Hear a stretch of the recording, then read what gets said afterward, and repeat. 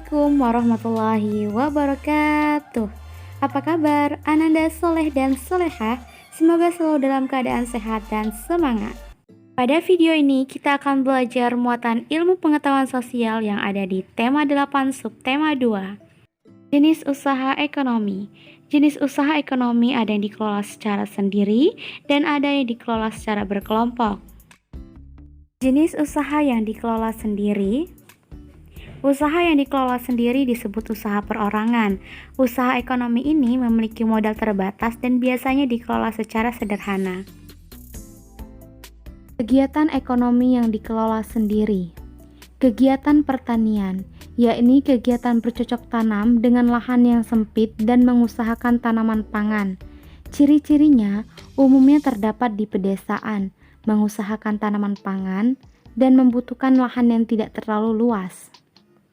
Kegiatan perdagangan, yakni semua hal yang berkaitan dengan kegiatan jual beli.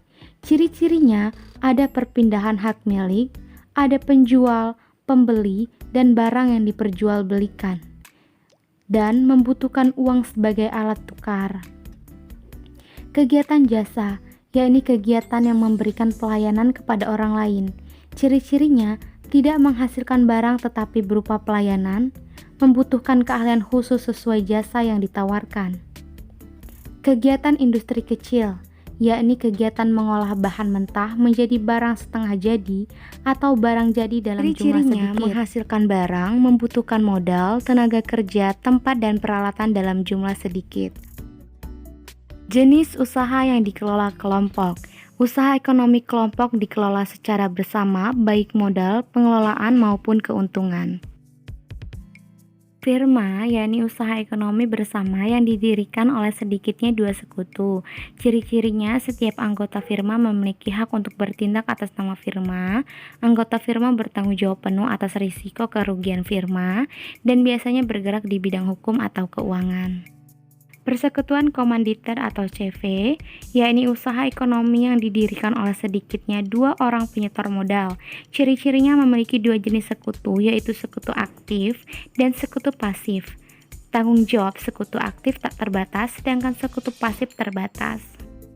Perseroan terbatas atau PT, yakni usaha bersama yang modalnya berupa kumpulan saham. Ciri-cirinya bukti kepemilikan berupa saham. Pemilik saham akan memperoleh keuntungan berupa dividen sesuai besar saham, dan untuk mengembangkan dan memperluas usaha, saham perseroan dapat diperdagangkan di pasar modal. Koperasi, yakni usaha ekonomi bersama yang didirikan orang-orang atau badan hukum berdasarkan asas kekeluargaan. Ciri-cirinya dilakukan berdasarkan asas kekeluargaan, bertujuan menyejahterakan anggotanya, pembagian keuntungan sesuai perbandingan jasa, sifat sukarela pada keanggotaannya, dan modal tidak tetap berubah menurut banyaknya simpanan anggota. Bentuk-bentuk koperasi di Indonesia. 1. Koperasi konsumsi, yakni koperasi yang menyediakan berbagai barang konsumsi untuk memenuhi kebutuhan sehari-hari. 2. Koperasi simpan pinjam, yakni koperasi yang menyediakan layanan simpan dan pinjam. 3. Koperasi produksi, yakni koperasi yang menyediakan bahan baku produksi dan menyalurkan hasil produksi anggotanya.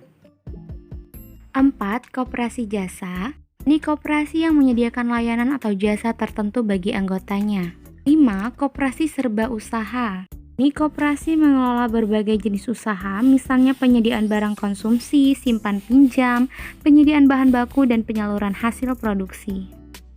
Badan usaha milik negara atau BUMN, yakni sebuah perusahaan yang seluruh atau sebagian modalnya dimiliki negara. Ciri-ciri BUMN dapat berupa perusahaan umum atau perum, atau perseroan terbatas atau persero. Kedua, BUMN bergerak di bidang usaha strategis atau vital, misalnya listrik dan kereta api. Badan usaha milik daerah atau BUMD, yang mana BUMD ini memiliki tujuan yakni 1.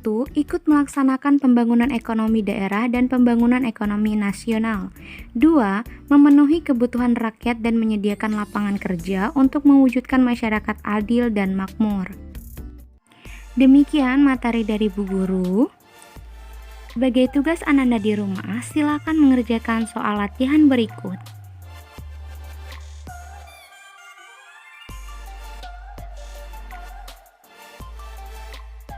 Ibu akhiri, wassalamualaikum warahmatullahi wabarakatuh.